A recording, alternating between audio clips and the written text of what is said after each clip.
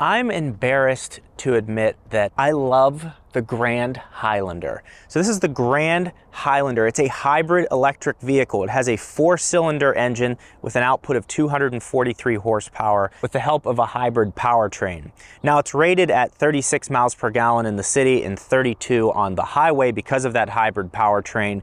And what is excellent about the hybrid powertrain is the fact that you get the benefit of what an electric vehicle feels like from a dead stop. So if you're sitting on a hill and you need to accelerate a little bit, a gas engine needs to build up some revs and then it moves along. Whereas an electric vehicle, it's very immediate and calm, and it benefits from that. It also benefits from it not being a plug-in hybrid at all in any way, and because of that, you can just take road trips, hit a gas station, and still get really good efficiency. Now, speaking about efficiency, 32 miles per gallon is great on the highway, especially for an SUV of this size. This is comparable to about a BMW X7 in size, but I'm actually getting 27.7 miles per gallon in the real world, and that's a mix of city and highway driving. Really nice looking wheel here, pretty standard. It's a 20-inch wheel. I just think they did a really nice job with the design of it. The other thing is, with these daytime running lights, it looks excellent, and also this grille, it has a nice masculine look to it. This is a soccer mom's dream mobile in disguise. I mean, I just can't believe how much I like it. Now, potentially that's because I'm a dad, I have another kid on the way, I need now space. You know, the coupes and things are becoming less appealing to me because space is at a premium. Look at this, look at this. You put a car seat up in this thing, up in this and it takes up some serious space. Now, this is also optioned with captain's chairs, meaning there's 2 individual seats here, and then we can crank this. Except with the car seat, it doesn't really work, but you can get right into the back there, and this will actually seat, what is that, 3 plus 2 is 5, another 2 is 7. So we can seat 7 up in here pretty comfortably. So let's see if I can, So very convenient to just dive in the back. Let's pull this seat back to see what kind of space we have. Okay, so Andrew, who's holding the camera, is 6'3", as we all know. So he has his front seat adjusted to exactly how he'd like it. Andrew also has many kids out there that he doesn't pay child support for.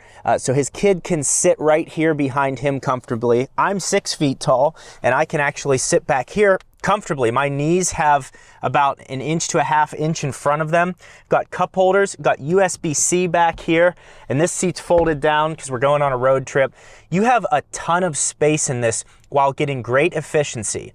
And my big complaint with Toyota, for all the cars that I've driven this year, it's been a mixture. The big complaint is, this shifts, but you know, the car seat's there, so it is actually not bad to get in. I'm just being an idiot. My big issue with Toyota and the cars that I've driven, like the GR Corolla and even the Sienna minivan, is the infotainment system is absolute trash. But this one, that's not the case. They've fixed all the issues that I've had with it. Like, the infotainment system is a beautiful JBL sound system, high resolution display, a digital display up front here, and it has wireless Apple CarPlay. This also has heated and cooled seats. It has heated seats in the rear. You have power to the rear air conditioning. That way you can run a little bit more efficiently. And you have USB-C ports everywhere. You've got a nice thing here. You know, I picture, you know, if you're a soccer mom and you're trying to spend time with your 16-year-old daughter, here's what I imagine. You're like, she's sitting here like this.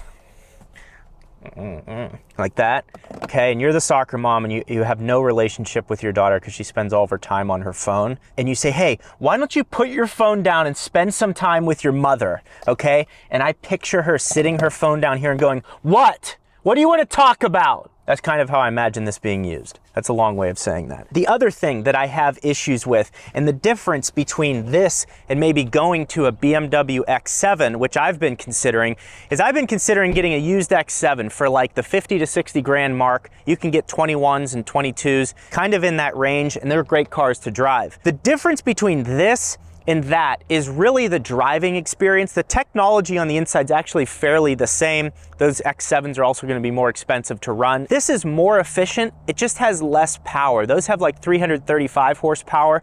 This has 243.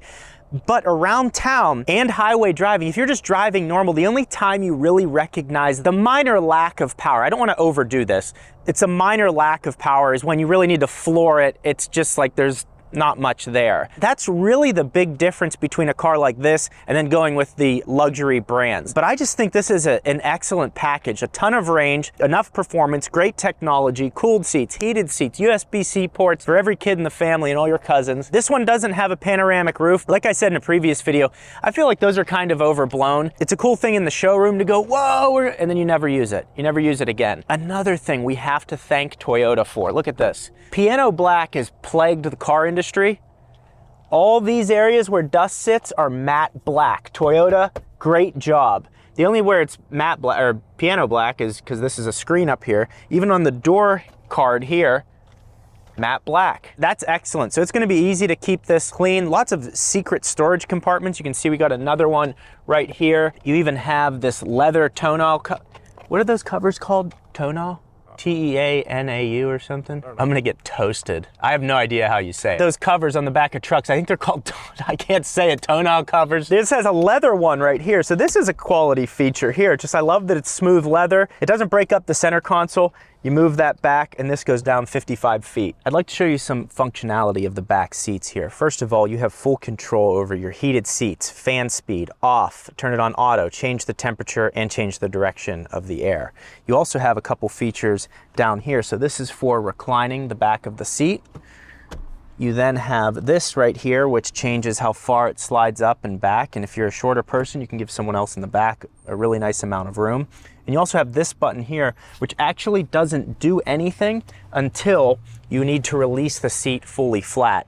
So normally you grab this right here and you pull and it stops right there. To complete that, you pull this one and it goes the rest of the way flat, and you can see there's just a ton of space. You also have this center console here, which has a cup holder in it, and it fully comes out, and underneath is just a solid platform. That way, if people are moving back and forth into the front and back and you don't actually need this, you can just set this in the garage and keep it out of the way. That way it's not getting tramped on or anything like that.